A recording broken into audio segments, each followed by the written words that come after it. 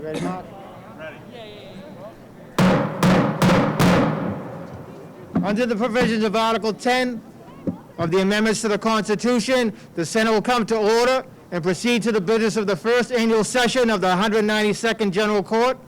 I call upon the eldest senior senator with continuous service, the Honorable Mark R. Pacheco, to take the gavel and preside over the Senate until such time as the President of the Senate has been elected. Senator Pacheco.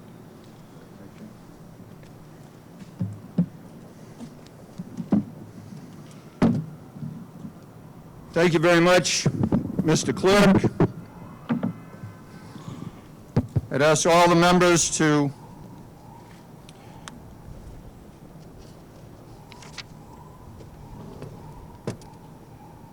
stand and find their seat.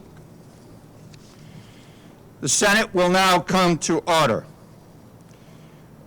The chair will ask all members, guests, and employees to please rise and recite the Pledge of Allegiance to the flag. I pledge allegiance To the to the flag of the United States of America and to the republic for which it stands, one nation, under God, indivisible, with liberty and justice for all. A communication from the Secretary of State. To the Honorable Senate, I have the honor to lay before you the return of votes cast at the election held in this Commonwealth on the 3rd day of November, 2020, for the senators of the General Court in the several districts, together with schedules showing the number of ballots which appear to have been cast for each person voted for. These returns have been duly canvassed by the Governor and Council and are now transmitted for examination by the Senate as required by the Constitution of the General Laws. William Francis Galvin, Secretary of the Commonwealth. The senator from Hamden in Hampshire, Mr. Lesser, offers an order which the clerk will read.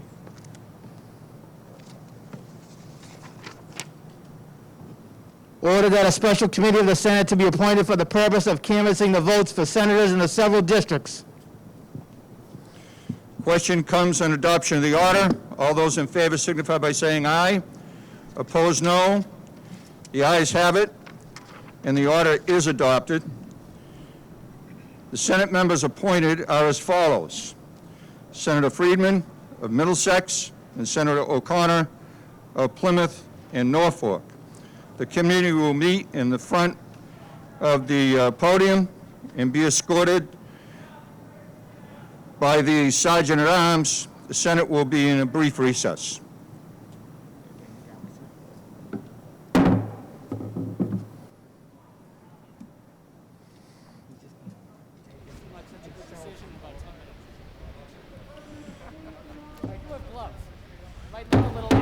Senate will come to order.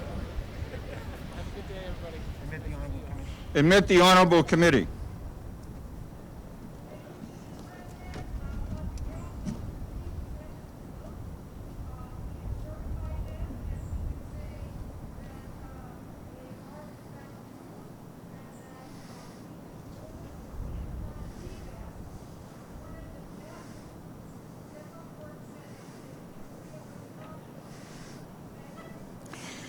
Thank you very much. The chair thanks the committee for its wonderful work, and the committee is hereby discharged.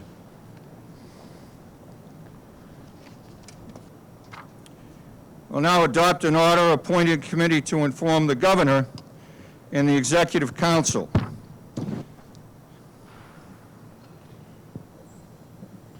Senator from Norfolk. Oh, it's sorry. It's a senator from Middlesex and Norfolk, Ms. Crean. Senator from Middlesex and Norfolk, Ms. Crean, Offer an order which the clerk will read. will order an order that the clerk will read. Order that a committee be appointed by the chair to wait upon His Excellency the Governor Charles D. Baker, Her Honor the Lieutenant Governor Karen E. Polito, and the Honorable Council, and inform them that a quorum of senators-elect have been assembled and are ready to be qualified. The question comes on adoption of the order. All those in favor signify by saying aye. Opposed, no. The ayes have it, and the order is adopted. The Senate members appointed are as follows: Senator Brownsberger from Suffolk and Middlesex, and Mr. Fatman of Worcester and Norfolk. The Sergeant-at-Arms will meet the committee in the well of the chamber and proceed to the governor's office. The Senate will be in a brief recess.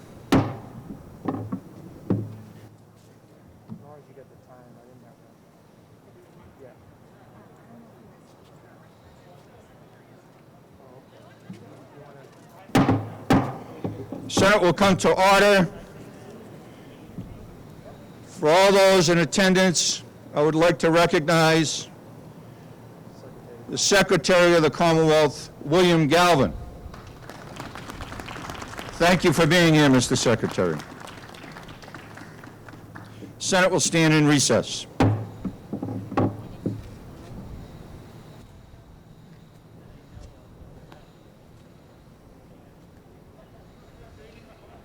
Nice to see you, Bruce. Happy New Year to you. Admit the committee of the Honorable Senate. The Senate thanks the committee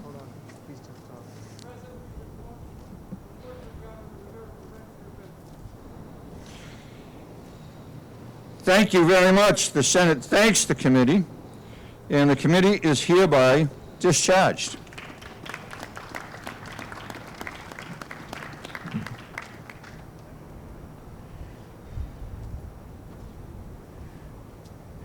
Senate will stand in recess. Paul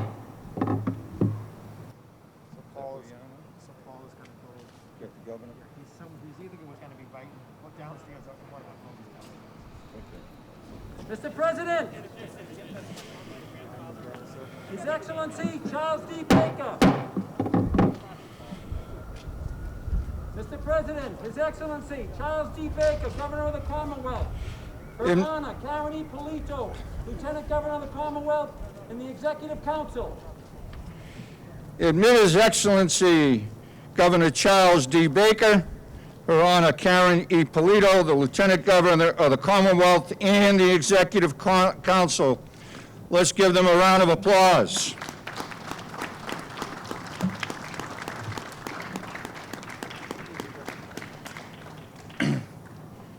Governor, as I introduce you for the swearing in, I would like to say that we are truly serving at an unprecedented time in our history, the history of our nation and our Commonwealth. We are facing unparalleled challenges: a global pandemic, a corresponding economic crisis, coupled with the existential threat of global climate change and the long-standing inequities that have been exposed: racial, social, and economic injustice. Today in Washington, D.C., and right here in Boston, we are, as a nation and as a Commonwealth, turning the page and opening a new chapter in our shared history.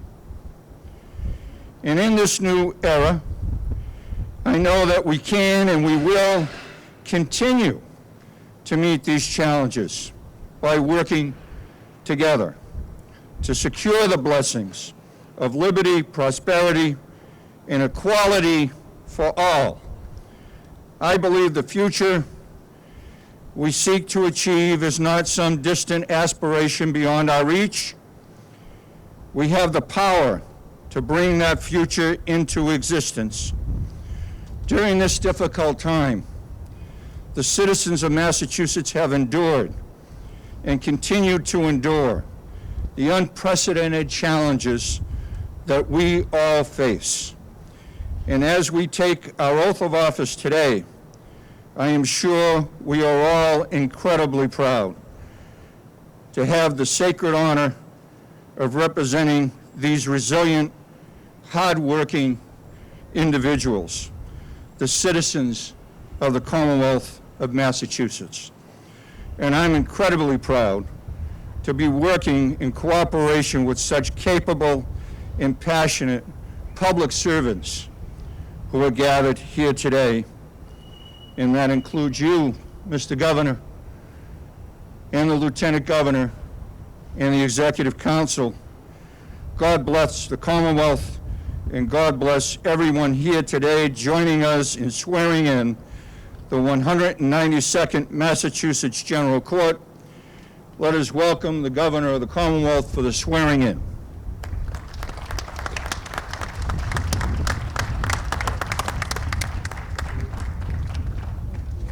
Thank you very much.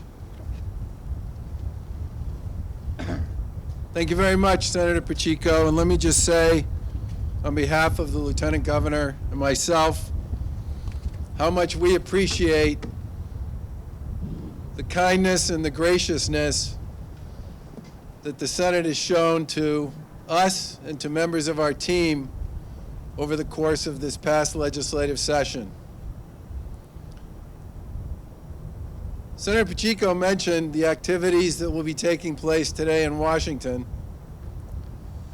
And I would just say to all of you that I take significant comfort and in some ways pride over the fact that the work of democracy here in the Commonwealth over the course of the past 5 years or so that the Lieutenant Governor and I have been able to serve has been borne out in a way that I would say is consistent with both the oath that we all swear to serve the people and uphold the Constitution and the laws and the regulations of the Commonwealth.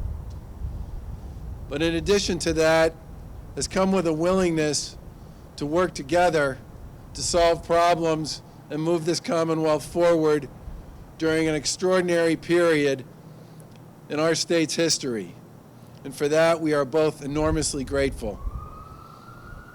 I also want to thank Councilors Jubinville and Devaney for being with us today from the Governor's Council.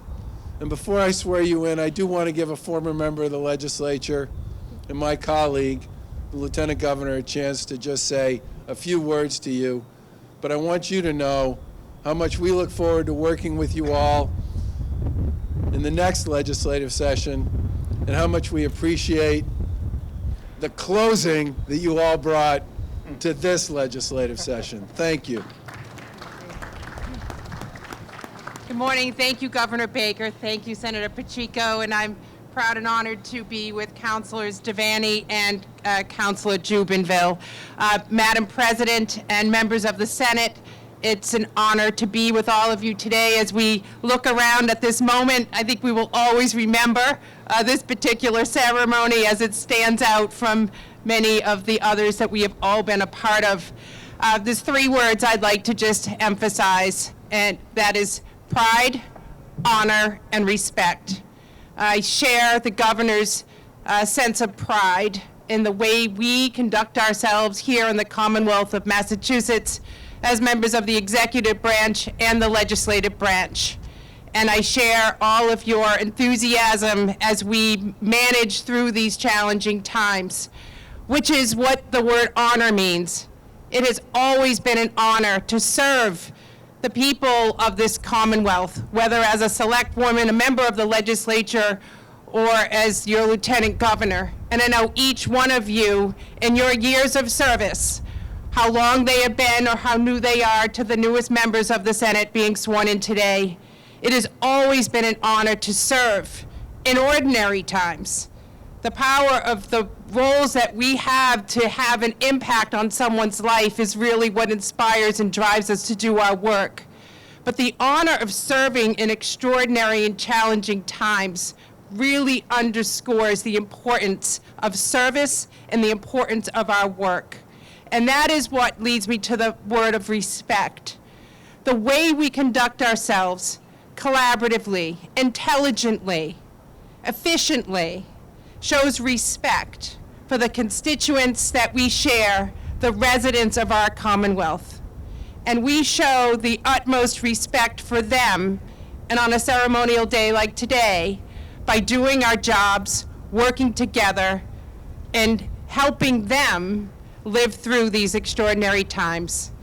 And as we come and start this new term together, we stand on a solid foundation of experience and a work product that we can continue to build on as we get through these upcoming weeks and months together.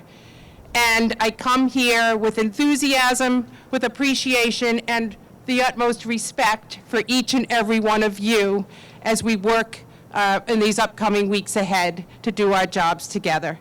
God bless you all. I can only wish you good health so that we can do this important work in these upcoming weeks and, of course, in this upcoming term together. God bless you all, and thank you.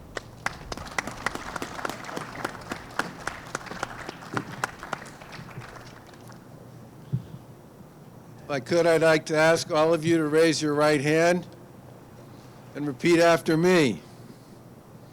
I state your name. I, Mark Artichico, Do solemnly swear do solemnly swear that I will bear true faith and allegiance that I will bear true faith and allegiance to the Commonwealth of Massachusetts to the Commonwealth of Massachusetts and will support the Constitution thereof. and will support the Constitution thereof. So help me God. So help me God. I state your name. I, Mark Artichico, Do solemnly swear and affirm do solemnly swear and affirm that I will faithfully and impartially that I will faithfully and impartially discharge and perform discharge and perform all the duties incumbent on me all the duties incumbent upon me as a member of the Massachusetts State Senate, as a member of the Massachusetts State Senate, according to the best of my abilities and understanding, according to the best of my abilities and understanding, agreeably to the rules and regulations of the Constitution agreeably to the rules and Constitution and the laws of this Commonwealth. and the laws of this Commonwealth. So help me God. I state your name. I, Mark Artichico, Do solemnly swear do solemnly swear that I will support the Constitution of the United States. that I will support the Constitution of the United States. Congratulations, God bless, and good luck in the coming term.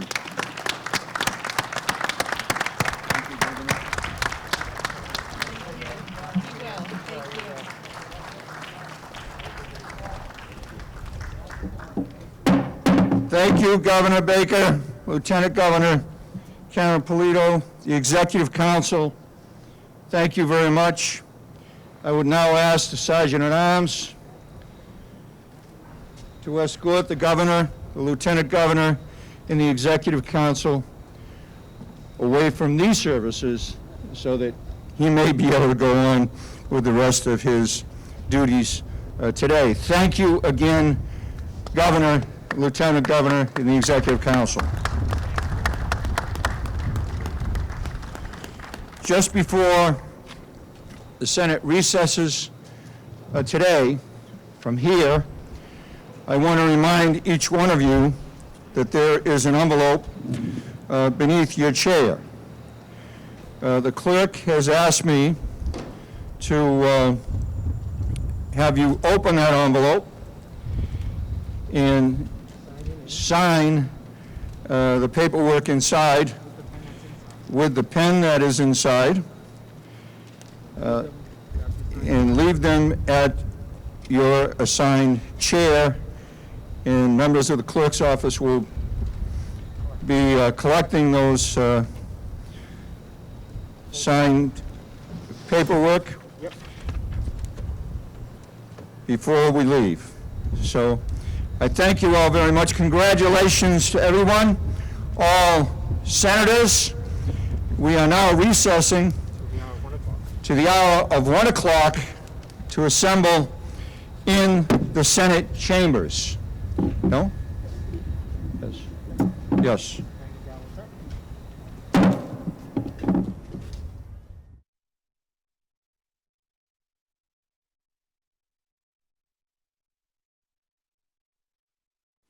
I just want to point out that we're joined by governor's counselors, Bob Jubinville and Marilyn Devaney, who were kind enough to come to go first to the outdoor swearing in. And of course, Madam President, thanks for opening up your office and making it possible for us to take care of the rest of the folks remotely here. Has this ever been done before? Does anybody know?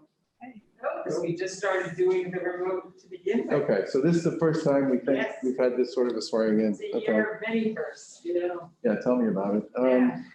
And of course, Lieutenant Governor and I, as we said outside, really appreciate the, not just the work, but also the way people here in the Commonwealth and in the Senate have worked collaboratively with us, collaboratively with your members in the House, and have given, frankly, the people of Massachusetts during what is a very high anxiety period for them, for all kinds of reasons, a certain sense of comfort that the people are focusing on the work and not making what is already a difficult situation even more messy and complicated for them. So God bless and thank you for that.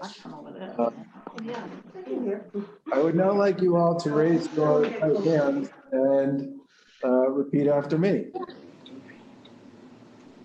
I state your name.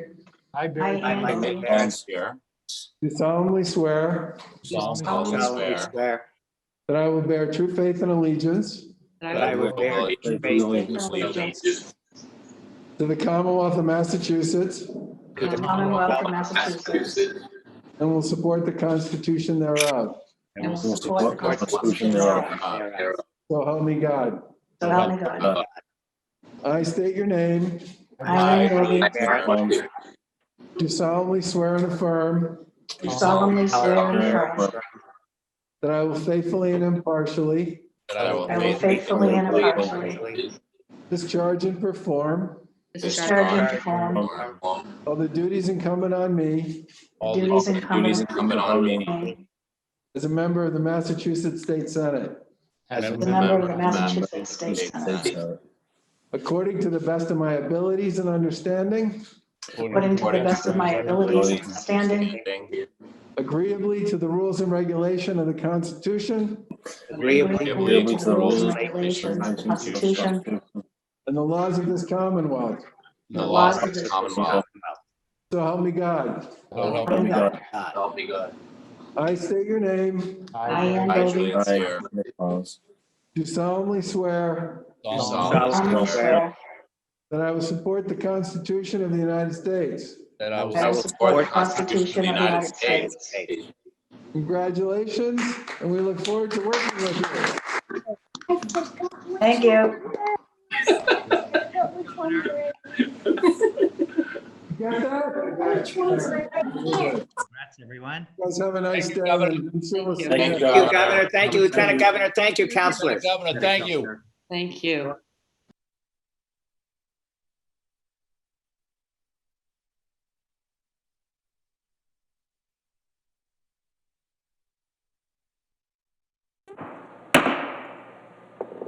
Senate will come to order.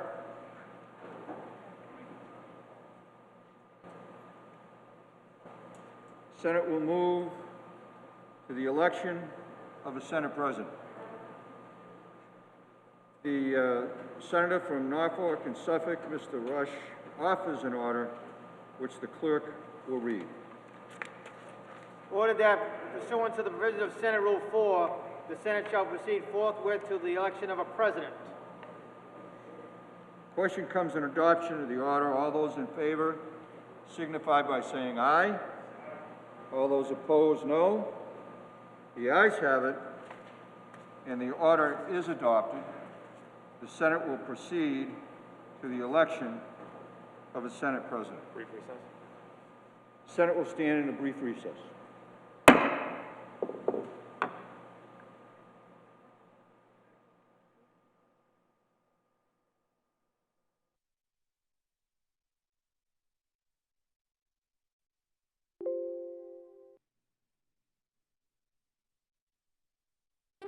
Senate will come to order.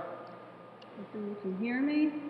Senate, we will recognize from Essex, Senator Lovely is recognized for the purpose of placing a name Hello? in nomination for the President of the Senate.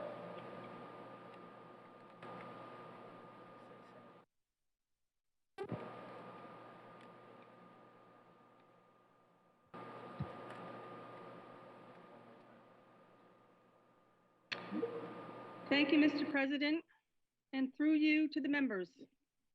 I am truly honored to nominate our dear colleague and friend, Senator Karen Spilka, for President of the Massachusetts State Senate for the 192nd General Court of our Commonwealth. During her first full term as president, President Spilka led our body through a public health crisis, the likes of which had not been seen in more than a century. Confronted with incredible challenges, President Spilka has been a consistent, steady, strong, compassionate leader through all that has come our way. While I have known President Spilka to the Senate, I got to know her well when I had the opportunity to serve as her Vice Chair of Ways and Means. During the many long hours we spent together, I came to know the many sides of Chair Spilka. She impressed me deeply by how well she knew every account in the Senate budget, how well she worked with her staff, and how diligently she worked to support every member of the Senate. Yet even while undertaking that grueling and daunting work, the hours passed with productive discussions, a little laughter, and always a food offering at her table. I would soon come to realize that President Spilka cultivates this kind of community in her office with her leadership team and with all members of the Senate. In President Spilka's Senate, people's opinions are heard and valued. Colleagues and staff support one another, and the hardest of work is done with determination and zeal. Whether hearing about her dog Lincoln or her husband and sons, or discussing the many deserving budget priorities, I came to know the President as someone unwaveringly concerned with helping our most vulnerable citizens, someone who thinks critically about the actions of government, and someone who believes that we here on Beacon Hill have a great responsibility to act boldly and prudently to improve the lives of all residents. These beliefs have made President Spilka an excellent lawmaker and leader. As I sit here today in my State House office, speaking to all of you through my computer screen, I reflect on opening day just 2 years ago. We all stood in our newly renovated chamber, the words of Frederick Douglass above us, our sights set on all we wished to accomplish in the coming session. We did not know, and we could not know then, that the 191st would be a session unlike any other. In March of 2020, this body, this Commonwealth, and the world had to pivot quickly to address the global public health emergency and the resulting fiscal crisis that continues today. We have changed our lives dramatically to combat the spread of COVID-19. People continue to lose their jobs, businesses are struggling, and sick patients sadly overwhelm our world-class public health system. Under President Spilka's leadership, this Senate has responded with agility, creativity, and grit, three qualities that President Spilka embodies. The Senate has taken many meaningful steps to alleviate the difficulties and suffering of so many. And while the distance could have isolated us as a Senate, today, I feel closer to my colleagues than ever before. That closeness stems from the tireless work of President Spilka to keep the Senate together, working collaboratively throughout a year that could have proven polarizing, but instead has united this body. As President Harry Truman once said, men make history and not the other way around. In periods where there is no leadership, society stands still. Progress occurs when courageous, skillful leaders seize the opportunity to change things for the better. I am incredibly grateful for President Spilka's leadership and guidance every day that helps us seize the opportunity to change things for the better. The track record of President Spilka proves that women make history too. 100 years ago, women gained the right to vote through determination and grit. 100 years later, a woman leads the Massachusetts State Senate with the same determination and grit as our foremothers. Madam President, I know I can speak for all of us and say, we look forward to a very productive session under your continued leadership. And for these reasons, I am humbled, privileged, and honored to nominate you as our Senate President for the 192nd General Court. Thank you. Senator. The senator from Suffolk and Middlesex, Mr. Boncory, is recognized for the purpose of seconding the nomination. Thank you, Mr. President, and through you to the members and to the people of this Commonwealth. Today I rise in support of transparency and progress. I rise in support of bold leadership.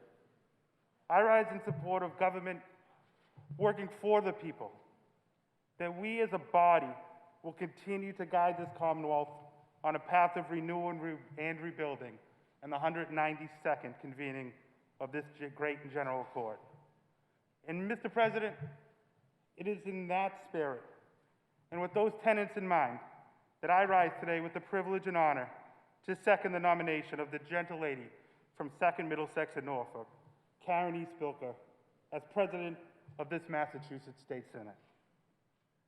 At the start of this session, the Commonwealth, the nation, and this world find ourselves still confronting a great darkness that has stolen into this world. The compounded crises of a global pandemic, economic downturn, and civil unrest bear heavy on the shoulders of our constituents. But still here in the Commonwealth and in this body, we have reason for hope. Under the leadership of Karen E. Spilka, this legislature has met the moment. Throughout her career as a leader in this body, she has prevailed in the face of crisis. During the Great Recession, her service as Economic Development Chair guided the Commonwealth toward recovery. Her steady hand went on to lead the Distinguished Committee of Ways and Means. And she began her presidency with the chamber in crisis and guided us back to strength. And now, in the face of a global health crisis, she has led the Commonwealth back to stability, health, and on a road to recovery.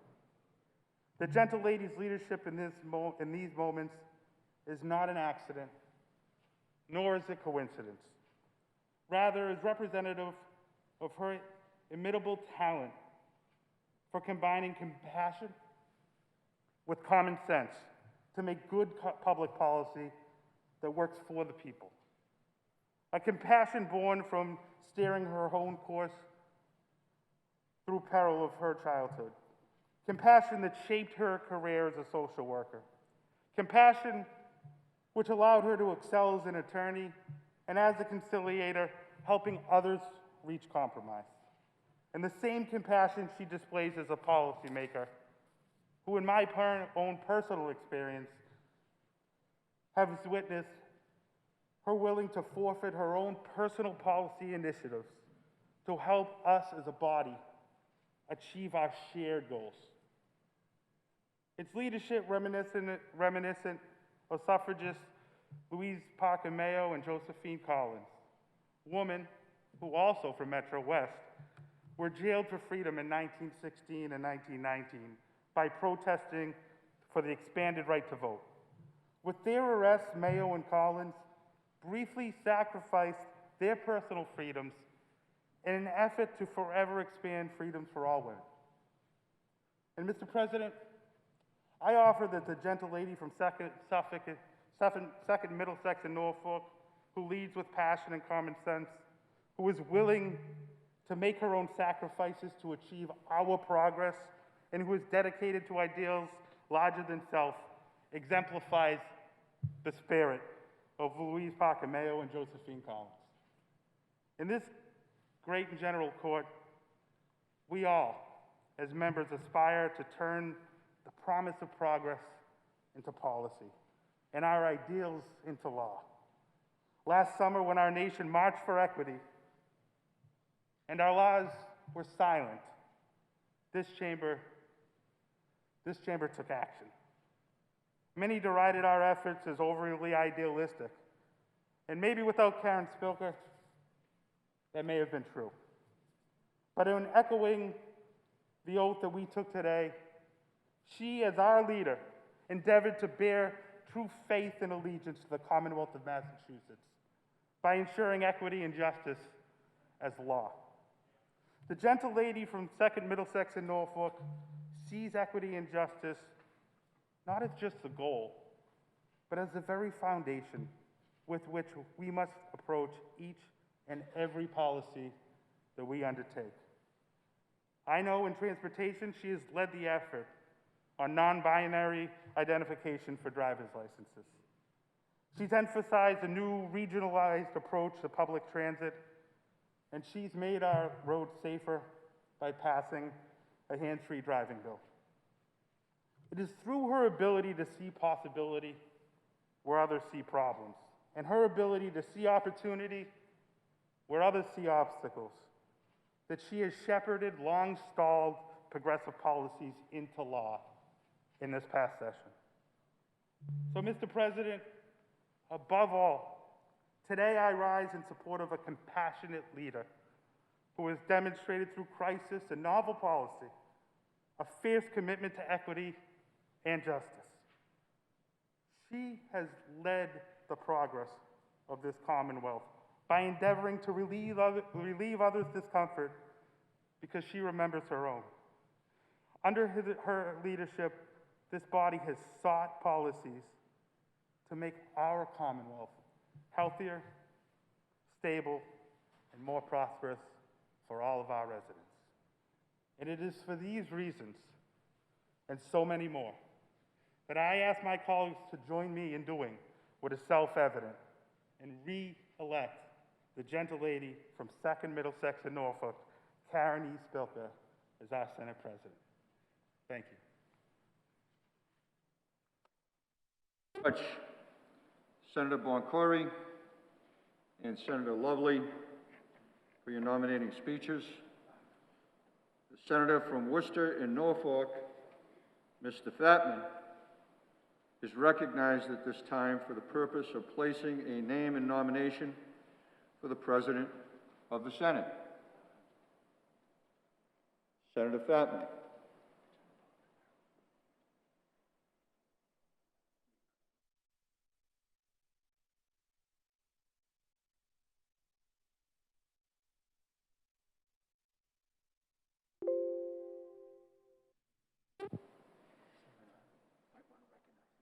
Senator Fatman, you are now recognized.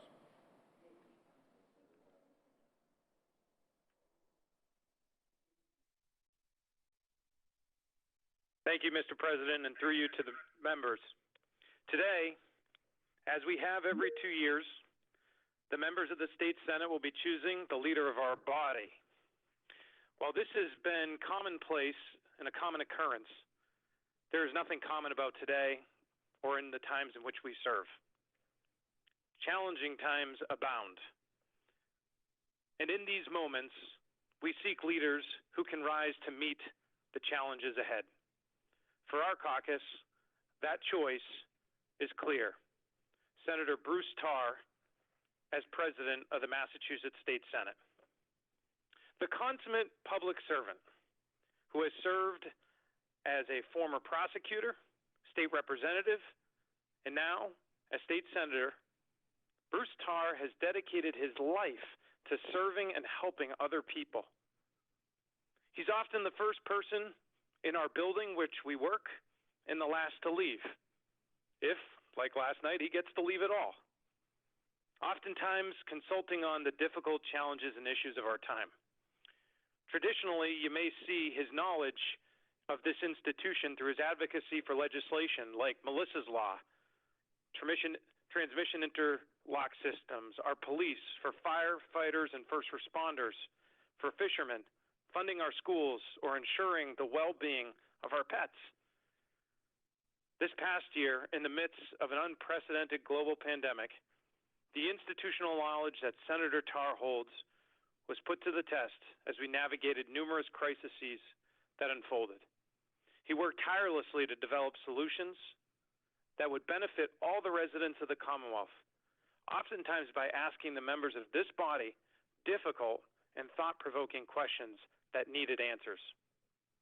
At the center of a great leader is the desire to share knowledge. Senator Tarr epitomizes this concept through his leadership. If you have a question on procedure, he can answer it. If there's a problem on policy, he will solve it. And perhaps most important, if you need someone to talk to, he will lend a listening ear and offer sage advice. So long as America is good and our leaders act accordingly, we will be able to weather whatever challenges come our way.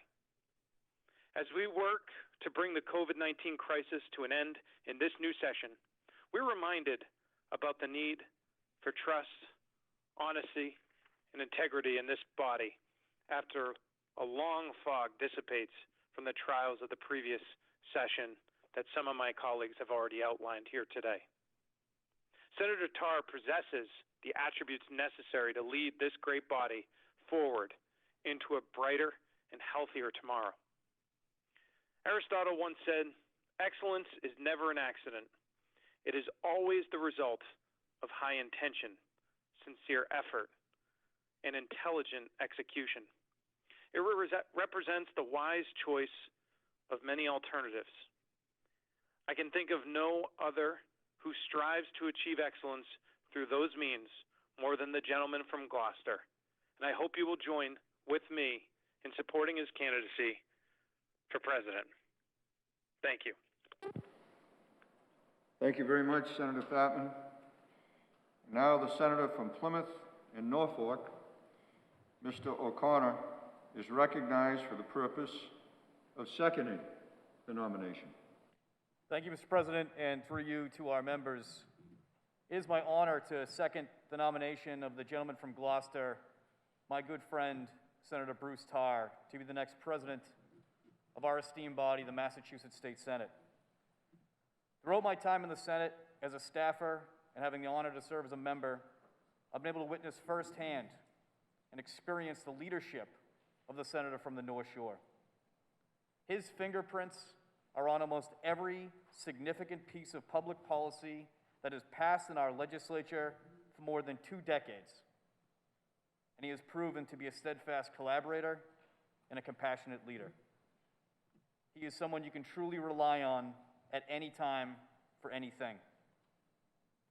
It's not a coincidence that Massachusetts has the best public education system in our nation, where the people from across the globe seek care through our healthcare system, or that our investments into growing biotech here in Massachusetts are now helping a world to heal. These ideas manifested themselves in this chamber and have sent reverberations around our country and our world. This is what we do in Massachusetts. This is what Bruce Tarr has dedicated his professional life to making our state not just better, but a leader in making sure our Commonwealth plays big when it matters most. We're extremely fortunate here in Massachusetts that the 2 candidates we have for president of our esteemed body are consensus builders and genuinely good people who are running for this position for the right reasons. As unnecessary chaos ensues at this very minute in our nation's capital, we strive to find common ground. As Republicans and Democrats tear each other down in state capitol buildings and in chambers such as these across our country as we speak, we build each other up.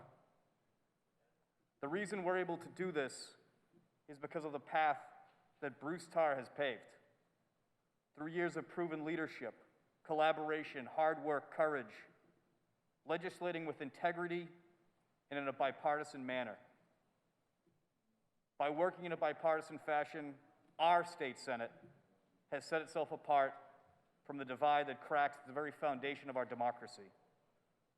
We have set ourselves apart not just in rhetoric, but in action. And those actions have yielded results that are making the lives of the people that we represent better. And that's what this is all about. And that's what Bruce Tarr is all about. And that's why I'm honored to nominate my friend, second the nomination of my friend, Bruce Tarr, for president of our Massachusetts State Senate. Thank you. Thank you, Senator O'Connor. Now the chair recognizes the senator from Middlesex and Suffolk, Senator DiDomenico.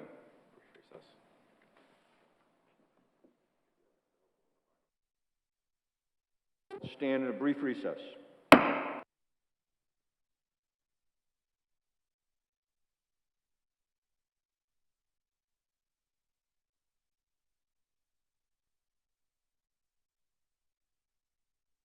Now recognizes Senator DiDomenico.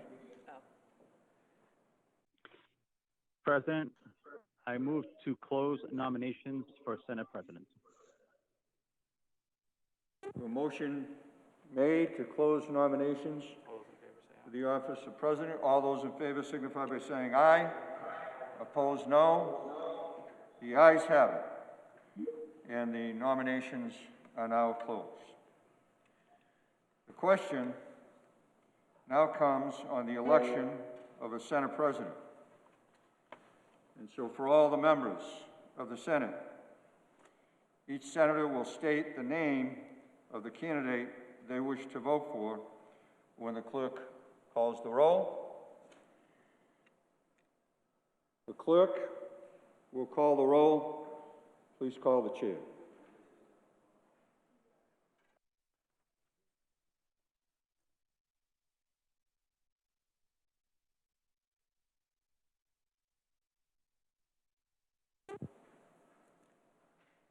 Pacheco. Karen E. Spilka. Karen E. Spilka. Michael J. Barrett.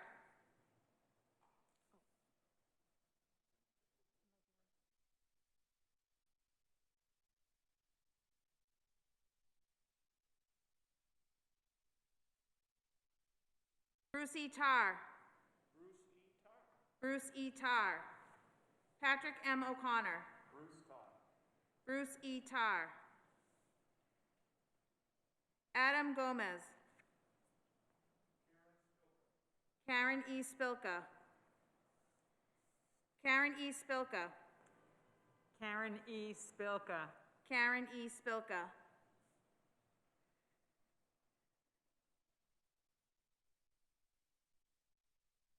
Joseph A. Boncory.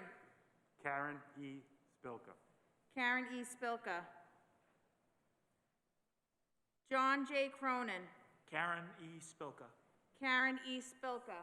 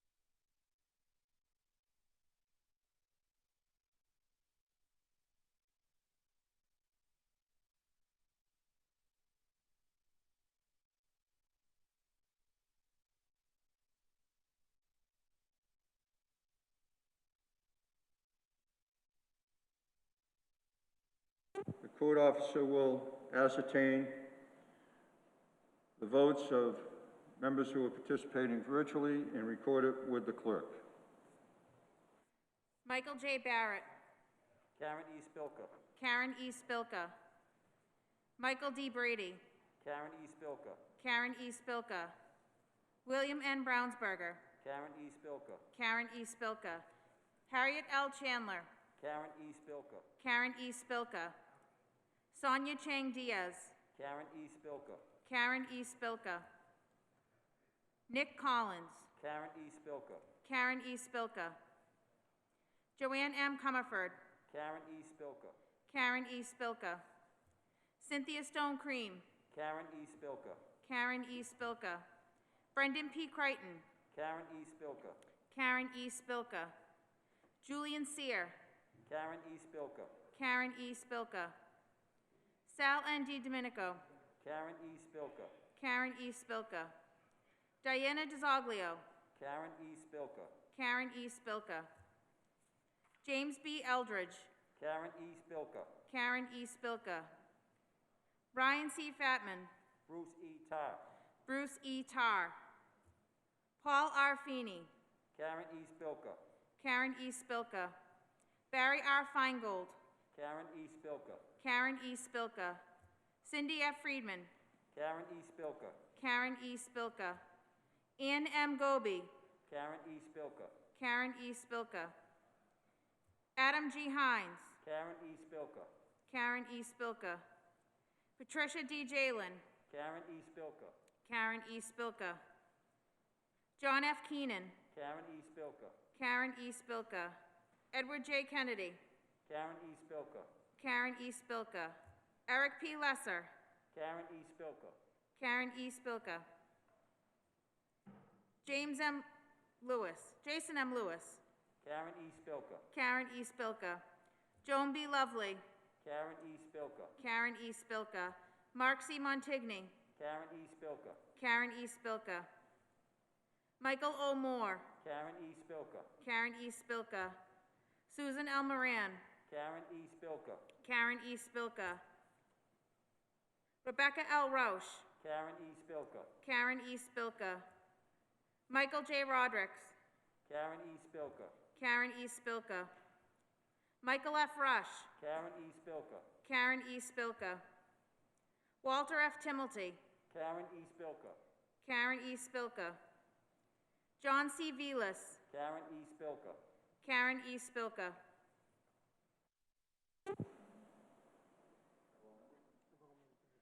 Have all members been recorded? Okay.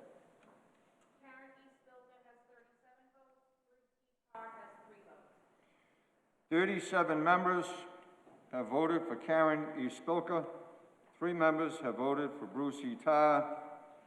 The chair declares that Karen E. Spilka has been elected President of the Senate.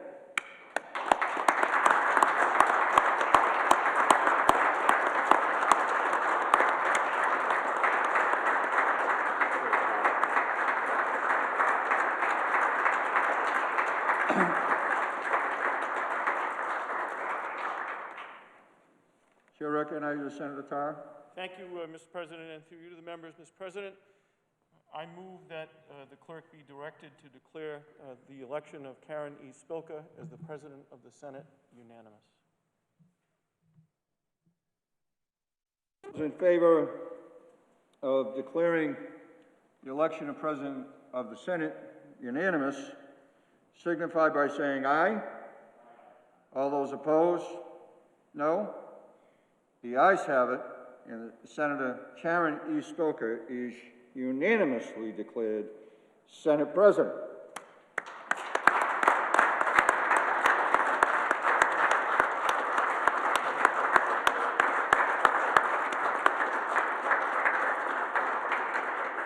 I ask that the Senator from Suffolk and Middlesex, Mr. Boncory, to escort Senator Spilka to the rostrum, please.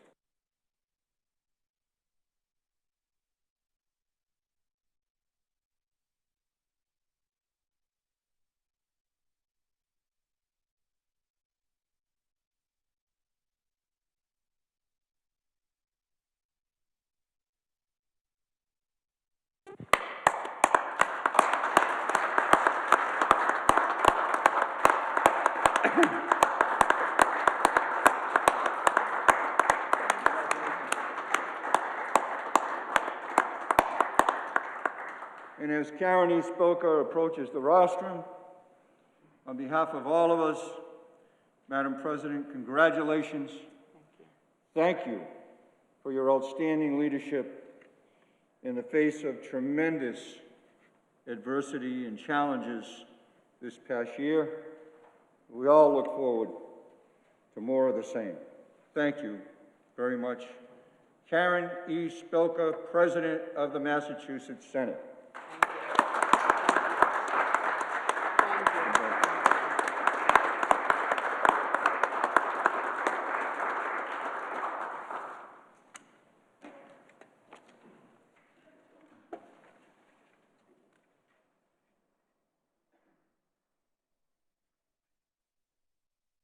Thank you. Thanks from the bottom of my heart to all of you. This isn't the first time for me, and I guess I did not anticipate the emotions that I feel right now that are pretty overwhelming. I recognize it was a long night for most of us, and we're very tired, but from the bottom of my heart, I thank you. And I thank you, Senator Lovely, for those very generous words and for your leadership, your support, and your friendship. And thank you to Senator Boncory for your kind words and for all of your tremendous hard work, particularly of late on a bill that was very difficult. You helped make the Senate very proud as well. And thank you, Senator Pacheco, for presiding and getting us going, kickstarting this new session, this new year, and for your service, of course, always. And thanks to my friend, the Minority Leader, Senator Tarr, for your friendship, your hard work, your willingness to be here. You were here also incredibly late last night to roll up your sleeves and work in partnership and collaboration with all of the minority, I don't know if it's a crescent, crescent still, but thank you. Thank you. We really value your friendship and your collaboration.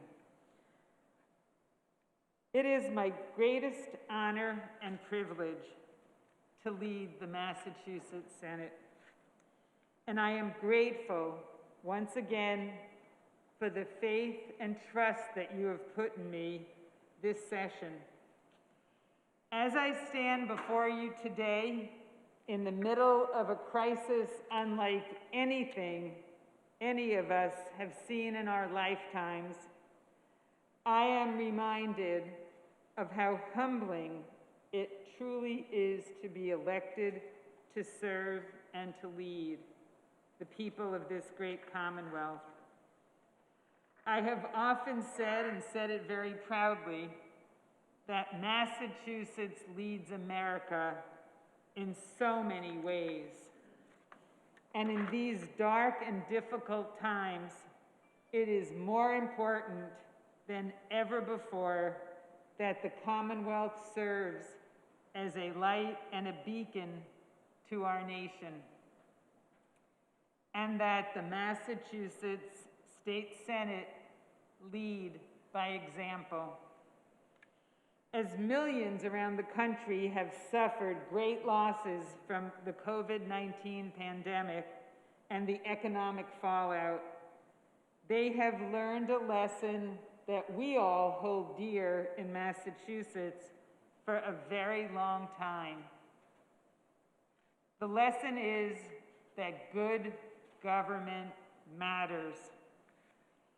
In Massachusetts, we saved for the rainy day that is now upon us so that we were able to invest in the supports for our residents rather than make cuts in vital services and programs. We work collaboratively across the aisles and across branches to respond to the needs of our residents when the pandemic hit, and we continue to do so today. because remembering that government is a force for good in people's lives matters.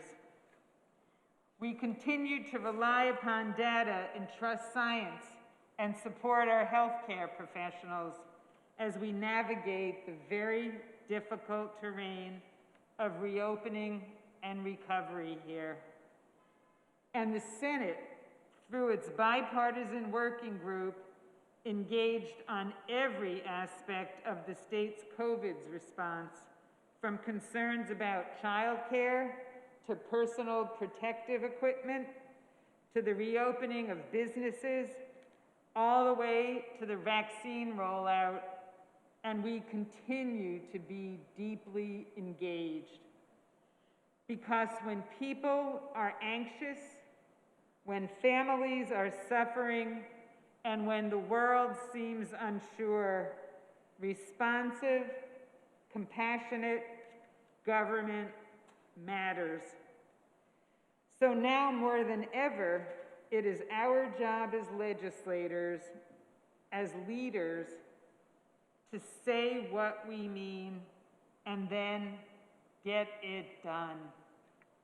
I'm proud to say that the many priorities I outlined in my first term, such as ensuring equity in education funding, addressing climate change, promoting economic resiliency, updating our transportation infrastructure, and creating greater access to quality health care, including telehealth and permanent rate parity for mental health care, have been signed into law.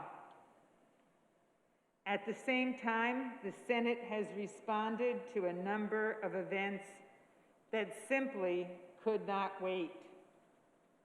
The threat of COVID-19, the moral imperative of racial justice, and the need to protect access to reproductive health care in Massachusetts. Because we believe leading with our values matters. We have indeed accomplished a lot in the past 2 years, past 2 days, really, when you think about it. And a lot has been asked of us. But there is still so much important work left to do. In light of the COVID-19 crisis, we must not let up on our efforts to extend the lifelines to our residents, our communities, and our businesses.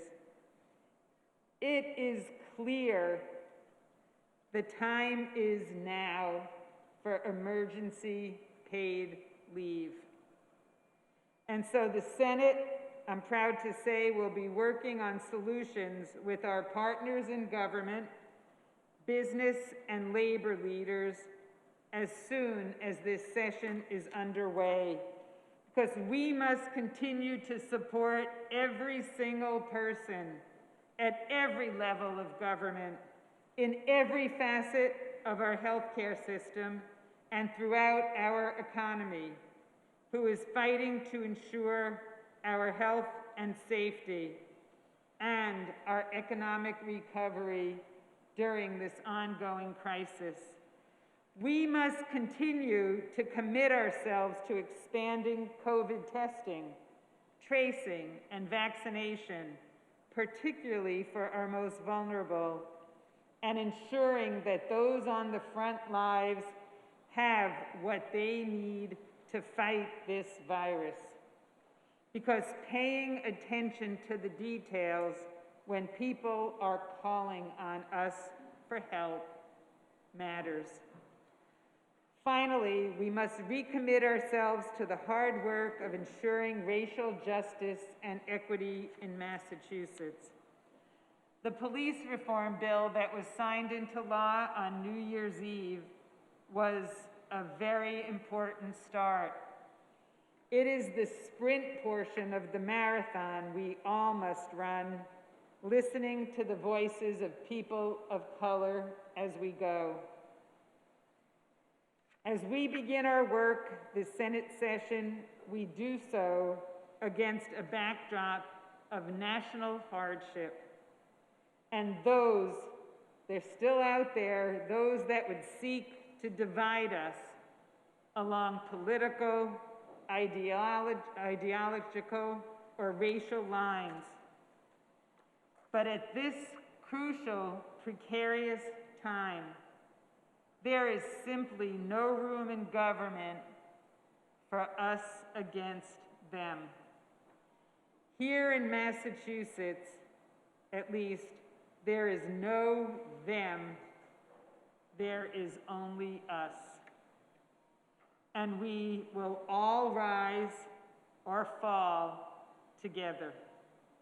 So as I stand here today with very deep gratitude, once again, for the opportunity and privilege to lead the Senate and serve every single resident in the Commonwealth, I also charge us all with the task of doing our jobs as legislators, continuing with compassion, seriousness, dedication, and most of all, with humility.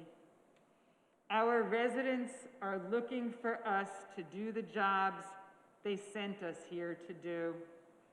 And I, for one, am very eager to continue to work. So thank you all again. Celebrate this day. There will be a time where we will be able to celebrate all together. It will happen. I look forward to that day, to seeing all of you together again. Enjoy today, and again, from the bottom of my heart, I thank you.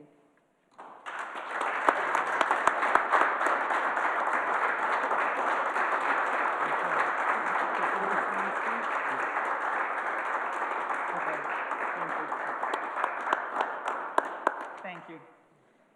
The chair recognizes the senator from Essex and Middlesex, Mr. Tarr. Well, well, well. Thank you, Madam President, and good afternoon. Madam President, it seems like it was just a short time ago that we were gathered in this chamber, and now we come together again. Madam President, I want to thank you for your friendship, your partnership, the tone that you set in this chamber, and your willingness to always receive and understand the perspective of those of us in the minority party. Madam President, it speaks volumes that when we would be fallen with a pandemic, the likes of which we have never seen before in our lives, your first act was to put together a bipartisan structure so that all of us could play a role in responding to this unprecedented crisis. And for that, I and the members of the Minority Caucus are grateful. Thank you, Madam President, and congratulations. I also want to say thank you to my colleagues, to Senator Fatman, for his commitment to good government and his passion for ensuring that we have fiscal discipline and innovation and ways to move forward that ensure that we do so with effectiveness and efficiency. And I want to say thank you to Senator O'Connor as well for his work to always understand the details that are so important in the legislation and the issues that we face. And I want to express my deepest appreciation to both of them for the confidence that they have placed in me by allowing me to continue to serve as the leader of this caucus. You know, when you carry the burden of representing the minority perspective in a legislative chamber, it's important that you have partnership and you have strength. And when I look to Senator O'Connor and Senator Fatman, I feel not only partnership and strength, I feel inspiration. And I thank them for that. I'm humbled by the words that both of you have offered today on my behalf, and I pledge my very best efforts to continue our work together to be meaningful and effective in the legislative process. I also want to say thank you to the people of the 1st Essex and Middlesex District for the trust they have placed in me in returning me to this body. And I want to say thank you to my staff for enduring all of the many challenges that we have to face every day, and most of all, for putting up with me. Madam President, I want to congratulate all of the members of the Chamber, those who are returning on your re-election, and those who come to our Chamber as senators for the first time. So to Senator Cronin, to Senator Gomez, please know that my phone line is always open, and hopefully soon, when time allows and circumstances permit, my door will also always be open to you, as it is to all of the members of this body. Congratulations. Madam President, it is important as we embark forward that we continue the work of doing so together in a collaborative fashion. We in the minority remain committed to doing that. And in fact, Madam President, as we arrive in the Chamber today, we arrive here not primarily as partisans, but also people who believe in the principles of democracy. We took the oath that we took just a short time ago because we believe in the efficient and effective authority of an organized government that listens to and responds to the people in the cities and towns we represent. These beliefs must be supported and strengthened. Madam President, each of us brings our own unique set of experiences and perspectives into the Chamber. Yet as we bridge from one legislative term to another, and 1 year darkened by a global pandemic and the loss of far too many, to another, it is what we share in common that should drive us forward, not hold us back. Madam President, we have suffered incredible, nearly indescribable loss as a result of the COVID-19 pandemic. And as we embark on this new legislative session, I would hope that we would all take a moment of silence to recognize the loss that has been suffered in the Commonwealth of Massachusetts.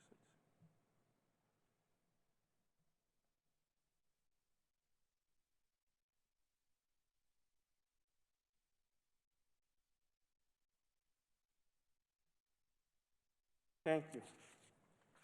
Madam President, the lessons we've learned here in this Senate have helped guide us to produce meaningful and timely results, even as we face the pain, turmoil, and impacts of an unrelenting virus. We passed major legislation to expand access to health care, to ensure safety for public elections, to respond to both our immediate public health needs and our more systemic needs for the equal and fair application of justice and the protections of our environment, not only for us, but for generations to come. We've repeatedly overcome major obstacles because we work together. In fact, when there was a time to evolve new rules to be able to allow us to meet in sessions like this, we did it together, hand in hand, crossing new thresholds, but always keeping in mind the importance of respect, collaboration, and innovation. Madam President, I'm mindful of the fact that we've entered the 192nd General Court of the Commonwealth, but I want to turn for just a moment to a century ago, to the 140th Massachusetts General Court, as that legislature entered a new year following the onslaught of a world-ravaging flu virus. Madam President, World War I had ended. It took the lives of 100,000 Americans. The influenza pandemic ultimately killed another 650,000. And, Madam President, while the estimates are difficult to get accurately, at least 28% of Americans were infected. There was racial unrest, there was displacement of the workforce, there were bombings and acts of terror. But, Madam President, Massachusetts stood tall. Madam President, then as today, there were closures of public buildings, theaters, and gathering places and institutions, but spurred on by Lieutenant Governor and then Acting Governor Calvin Coolidge, who had been a member and president of this Senate, and others and elected officials all across the Commonwealth, action was taken. In fact, Madam President, on January 10th of 1919, there was a spending bill adopted to pay for the expenses of the war and the epidemic of influenza. Now, the numbers, Madam President, were very different. I'll read them. The bill said, "Be it enacted by the Senate and House of Representatives in General Court assembled, and by the authority of the same, as follows. The sum of $10,000 is hereby appropriated to be expended under the direction of the Governor and Council for the reception and entertainment of Massachusetts soldiers and sailors on their return from the present war. And the further sum of $5,000 is hereby appropriated to be expended under the direction of the State Board of Health for certain expenses incident to the spread of influenza in the Commonwealth." And of course, Madam President, there was an emergency preamble. Then as now, the Senate has risen to the challenge, and we must continue to rise to the challenge that faces us. And Madam President, as we think about all of the things that have been endured and been faced and addressed by this chamber, I am compelled to think of a story that President Lincoln once told to a gathering. It goes something like this. "It is said an Eastern monarch once charged his wise men to invent him a sentence to be ever in view, and which should be true and appropriate in all times and situations. They presented him the words, 'And this too shall pass away.' How much it expresses, how chastening in the hour of pride, how consoling in the depths of affliction. And this too shall pass away. And yet let us hope it is not quite true." Lincoln continued, "Let us hope rather that by the best cultivation of the physical world beneath and around us, and the intellectual and moral world within us, we shall secure an individual, social, and political prosperity and happiness, whose course shall be onward and upward, and which, while the earth endures, shall not pass away." Madam President, the words of President Lincoln were true then, and they are true today still.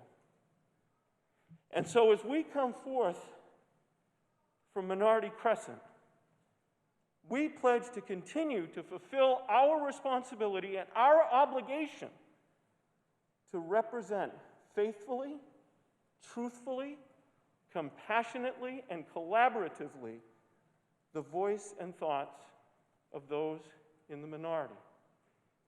And Madam President, we pledge to continue to confront division with efforts to collaborate, and we promise to confront whatever incivility may be outside this building with respect and dignity inside this building. Madam President, we have a great many things to do that lie before us.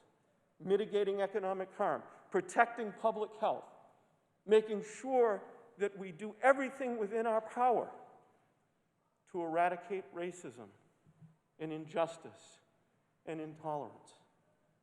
We pledge to do those things with you, with that respect and civility and a sense of collaboration. Lastly, Madam President, I want to thank everyone in the chamber for their collaborative approach to work with us, for your supportive words, for your offer of consultation, for hearing us and letting us ask to hear your views. That's the way it should work. Madam President, Martin Luther King said, almost always, the creative, dedicated minority has made the world better. We intend to be that creative, dedicated minority. We are grateful for the opportunity to do so and honored to be able to do it with all of you. Happy New Year. Congratulations again. And we look forward to traveling the road ahead with each and every one of you. Thank you. Thank you.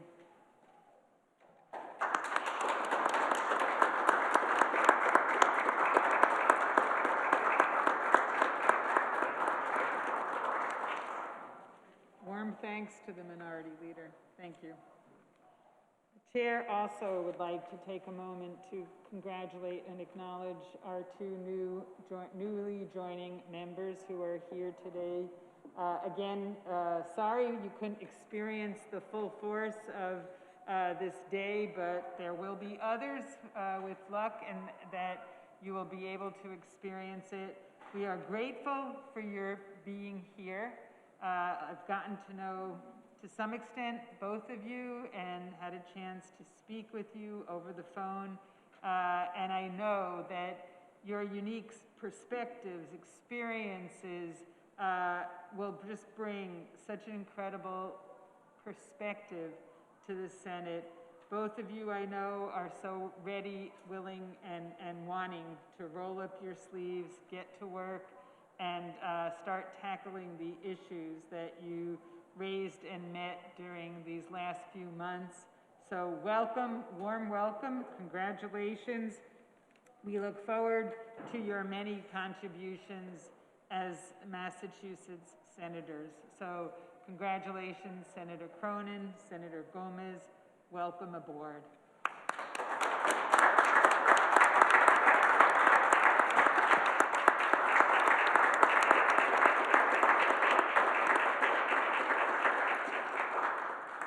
The Senator from Bristol and Plymouth, Mr. Rodericks, moves that the remarks of the Senate President and the Senate Minority Leader be printed in the Journal of the Senate. All those in favor say aye, opposed no. The ayes have it, and the remarks will be printed in the Senate Journal. The Senator from Suffolk, Mr. Collins, moves that the President cast one ballot for Michael D. Hurley of South Boston as Clerk of the Senate. Is there an objection? The Chair hears none, and the President casts one ballot for Michael D. Hurley of South Boston as Senate Clerk. Congratulations.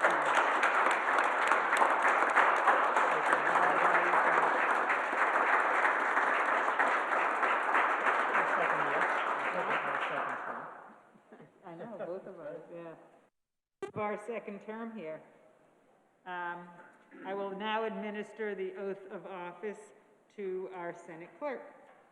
I state your name, do solemnly swear, you know this well, that I will bear truth, faith, and allegiance. I will bear true faith and allegiance to the Commonwealth of Massachusetts. to the Commonwealth of Massachusetts, And will support the Constitution thereof. and will support the Constitution thereof.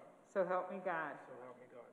I state your name. I, Michael Hurley, Do solemnly swear and affirm do solemnly swear and affirm that I will faithfully and impartially discharge and perform that I will faithfully and impartially discharge and perform all the duties incumbent on me as Senate Clerk, all the duties incumbent on me as Senate Clerk, according to the best of my abilities and understanding, according to the best of my abilities and understanding, agreeably agreeably to to the rules and regulations of the Constitution to the rules and regulations of the Constitution and the laws of this Commonwealth, and the laws of this Commonwealth. so help me God. So help me God.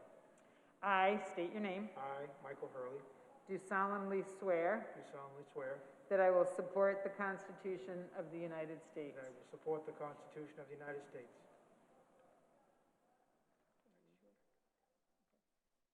Whereas you, Michael D. Hurley, are chosen clerk of the Senate of the Commonwealth of Massachusetts, do you swear that you will truly enter all of the votes and orders thereof, and in all things relating to your office that you will act faithfully and impartially, according to the best of your skill and judgment, so help you God? So help me God, I do. Congratulations. Thank you, Madam President. Thank you.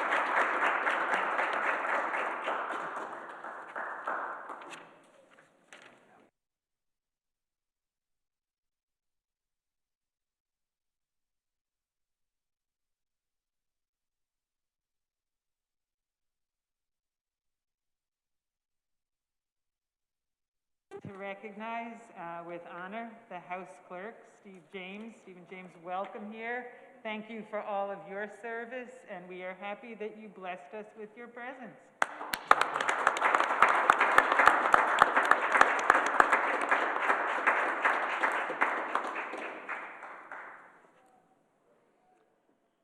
At this time, I have the great pleasure to announce that I have appointed Jennifer Grace Miller of Ipswich as Senate Counsel.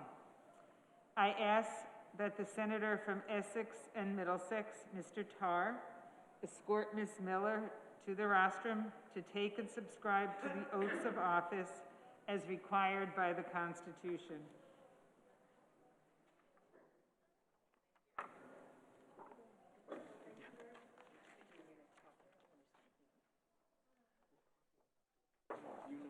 I do, indeed. Good job, Senator Tarr. Thank you. Thank you. Good work. I will now administer the oath of office. Yes. I, please state your name, I, Jennifer Grace Miller, do solemnly swear do solemnly swear that I will bear true faith and allegiance that I will bear true faith and allegiance to the Commonwealth of Massachusetts to the Commonwealth of Massachusetts, and will support the Constitution thereof. and I will support the Constitution thereof. So help me God. So help me God. I, state your I, name, Jennifer Grace Miller, do solemnly swear and affirm do solemnly swear and affirm that I will faithfully and impartially discharge and perform that I will faithfully and impartially discharge and perform all of the duties incumbent upon me as Senate Counsel, all of the duties incumbent upon me as Senate Counsel, according to the best of my abilities and understanding, according to the best of my abilities and understanding, agreeably agreeably to the rules and regulations to the rules and regulations of the Constitution of the Constitution and the laws of the Commonwealth, and the laws of the Commonwealth. so help me God. So help me God. I I, Jennifer Grace Miller, do solemnly swear do solemnly swear that I will support the Constitution of the United that I States. will support the Constitution of the United States. Congratulations. Thank you, Madam President. Absolutely. Consider yourself thankful. Thank you so much.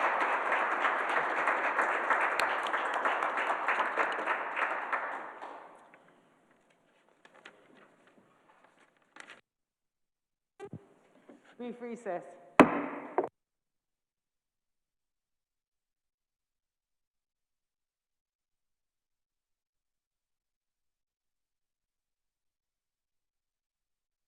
Senate will be back in order. The Senator from Hampshire, Franklin, and Worcester, Ms. Comerford, has presented an order which the clerk will read. Order that the clerk be directed to notify His Excellency the Governor Charles D. Baker, the Honorable Lieutenant Governor of the Commonwealth, Karen D. Polito, the Honorable Counsel of the Organization of the Senate, and that the Honorable Karen D. Spilka of Middlesex and Norfolk has been elected President of the Senate, and Michael D. Hurley of South Boston been elected Clerk of the Senate. Question comes on adoption of the order. All those in favor say aye, opposed no. The ayes have it, and the order is adopted. The Senator from Essex, Ms. Lovely, has presented an order which the clerk will read. Ordered that the Senate rules of the previous session be observed as temporary Senate rules for the present general court. The question comes on adoption of the order. All those in favor say aye. Opposed, no. The ayes have it, and the order is adopted. The senator from Worcester, Hampden, Hampshire, and Middlesex, Ms. Goby, has presented an order which the clerk will read. Order that the clerk be directed to inform the House of Representatives of the organization of the Senate, and the Honorable Karen E. Spilka of Middlesex and Norfolk has been elected President of the Senate, and Michael D. Hurley of South Boston elected Clerk of the Senate. Question comes on adoption of the order. All those in favor say aye. Opposed, no. The ayes have it, and the order is adopted. The senator from Norfolk, Bristol, and Middlesex, Ms. Roush, has presented an order which the clerk will read.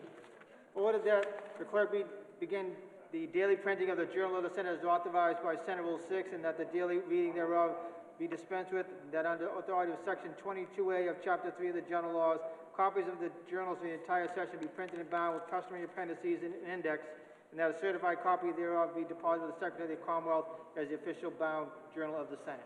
Question comes on adoption of the order. All those in favor say aye. Opposed, no. The ayes have it, and the order is adopted. Ready? Paper from the House.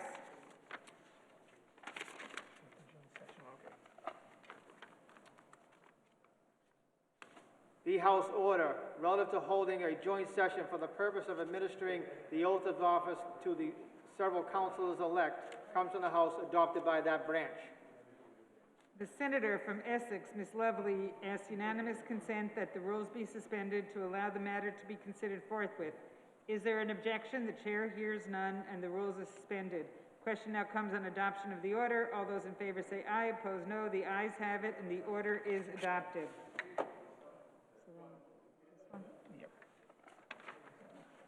The senator from Plymouth and Bristol, Mr. Brady, has presented an order which the clerk will read.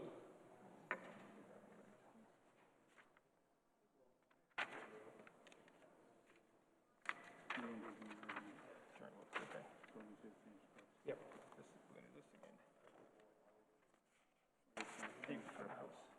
Okay. Paper from the House. The House order relative to the adoption of temporary joint rules as amended by the House by order that the previous rules of the 191st General Court be used as the 192nd General Court, provided that Joint Rule 12 be amended in line 511 by striking out the words third Friday in January and inserting in place of the words third Friday in February. The question comes on.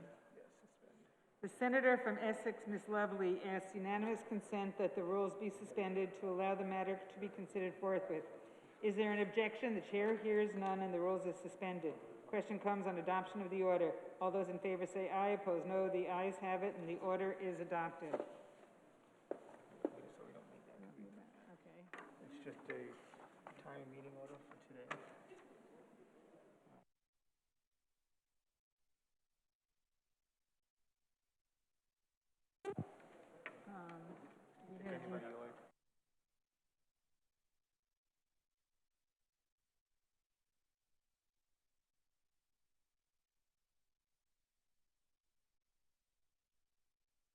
Senator from Suffolk and Middlesex, Mr. Brancore, offers an order which the clerk will read. Order that when the Senate adjourns today, adjourn to meet again tomorrow at 11:30 a.m. Question comes on adoption of the order. Is there an objection? The chair hears none, and the order is adopted.